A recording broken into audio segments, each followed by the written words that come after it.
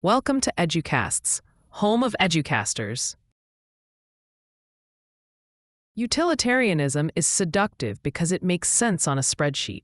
It feels responsible. But in the classroom, it runs into a massive, immovable wall, the human being. The biggest, most screaming criticism of utilitarianism in education is that it treats students as means to an end, rather than ends in themselves. It looks at the aggregate, the average, and the majority. But education happens to the individual. 1. The Omelas problem. There is a famous haunting short story by Ursula K. Le Guin called The Ones Who Walk Away from Omelas. It describes a perfect, happy utopia where everyone is joyous, healthy, and successful. But this happiness depends entirely on one terrible condition. A single child is kept in a basement, in filth, darkness, and misery. The moment that child is released or comforted, the happiness of the entire city evaporates. A strict Benthamite utilitarian might look at Omelas and say, the math works. One person suffers so that thousands can be happy. That is a net positive. The needs of the many outweigh the needs of the one. In schools, we face Omelas moments all the time, though they are less dramatic. Is it okay to cut the special education budget, causing suffering to a few high-need students, to save the sports program, bringing joy to the many? End. Is it okay to implement a strict zero-tolerance discipline policy that expels troublemakers? It makes the school safer, quieter, and more efficient for the 95% of good kids. Utility increases. But it might destroy the life of the expelled student, pushing them into the school-to-prison pipeline. Utility decreases for one. Utilitarianism tends to sacrifice the minority for the majority. In a democratic education system that claims to serve every child, regardless of their utility, this is a profound ethical problem. It asks us if we are willing to throw the most vulnerable under the bus, if it makes the bus drive faster for everyone else. 2. Campbell's Law and the distortion of learning. There is a sociological principle called Campbell's Law which states, the more any quantitative social indicator is used for social decision-making, the more subject it will be to corruption pressures, and the more apt it will be to distort and corrupt the social processes it is intended to monitor. In plain English, when test scores become the goal, education gets corrupted. Utilitarianism relies on the metric. But in education, the metric often kills the magic. Because we value what we measure, we stop teaching anything that isn't on the test. We stop doing science experiments, too messy, takes too long, and start reading about science. We stop having recess, waste of time, and do more test prep. We narrow the curriculum until school becomes a boot camp for bubble filling. This is the irony of utilitarianism in schools. In our quest to be useful and efficient, we often produce students who are bored, anxious, and incapable of creative thought. We maximize the score, but we minimize the learning. 3. The death of intrinsic value. When we view education solely through the lens of usefulness, we lose something sacred. We lose the joy of learning for learning's sake. We tell the kid who loves to draw, that's nice, but you can't make a living doing that. Learn to code. We tell the kid who loves history, what are you going to do with that degree? Teach? We tell the kid who loves philosophy, that's a hobby, not a career. We turn education into a transaction. Students stop asking, is this true? Or is this beautiful? Or does this matter? And start asking the deadliest question in education. Is this on the test? This creates a culture of credentialism. The diploma becomes more important than the education. The grade becomes more important than the learning. Why? Because the diploma and the grade have utility.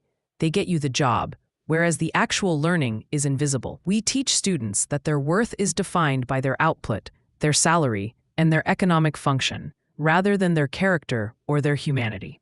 Today, utilitarianism has evolved. It doesn't wear a powdered wig anymore. It wears a suit and tie. It goes by the name human capital theory. This is the dominant language of the World Bank, the OECD, the Department of Education, and almost every politician on both sides of the aisle. The idea is that education is an investment in human capital, just like building a factory is an investment in physical capital, the government's job. Invest in schools to create a skilled workforce that attracts businesses and grows the GDP. The school's job, manufacture these skilled workers as efficiently as possible. The teacher's job, add value to the student, measured by test scores and future earnings. The student's job, acquire skills that make them marketable. You hear this every time a politician gives a speech about education. They almost never talk about happiness, democracy, wisdom, or peace. They talk about competing in the global economy. They talk about outperforming China. They talk about the jobs of the future. This is pure utilitarianism. The good is economic prosperity. The means is the school system. It assumes that if we make everyone wealthier, we will make everyone happier. It is a philosophy that views the child not as a soul to be nurtured, but as an asset to be managed. But here is where things get tricky. Is the goal of life really just happiness, pleasure, or economic utility? The philosopher Robert Nozick proposed a thought experiment called the experience machine. Imagine a machine that could give you any experience you desired. You could plug in and feel like you were a rock star, or an astronaut, or a beloved leader. You would feel total, unadulterated happiness. But you would be floating in a tank with electrodes on your head. You wouldn't actually do anything. You would just feel like you did. Would you plug in? Most people say no. Why? Because we want to do things, not just feel like we did them. We care about reality, truth, connection, and character, even if they come with pain. We want to be good, not just feel good. Utilitarian education struggles with this. It struggles to explain why we should do hard things that don't have a payoff. Pause. Why should a student be honest if cheating gets them the grade, utility, and they don't get caught, no pain? Why should a student stand up for a bullied peer if it makes them a target, pain, and yields no reward? If the only metric is the outcome, then the process doesn't matter. But in education, the process is everything. Character education, integrity, civic duty, and sacrifice often require us to sacrifice our own utility for something right. Utilitarianism has a hard time explaining why we should do that if the math doesn't add up. So, is utilitarianism the villain of the story?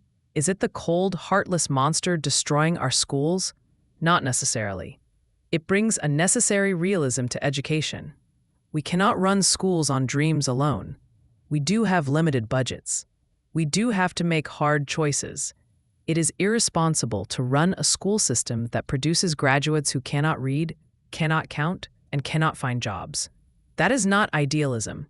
That is neglect. If a school spends millions of dollars on a program that doesn't help kids learn, that is a moral failure.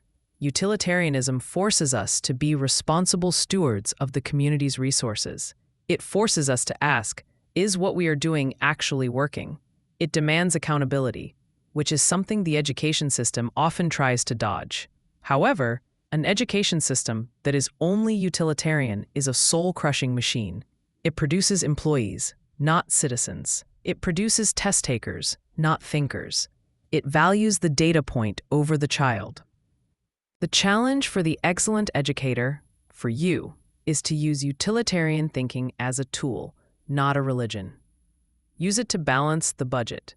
Use it to ensure your reading program is effective. Use it to advocate for resources. Use it to make sure your students have the skills to pay their rent and feed their families. But when a student is sitting in front of you, crying because they failed a test, or beaming because they wrote a poem that won't count for anything, or struggling with a disability that makes them inefficient, you must put the calculator away. In those moments, the greatest good isn't a number. It's not a test score. It's not a future paycheck. It is the human being right in front of you, deserving of dignity, love, and education simply because they exist.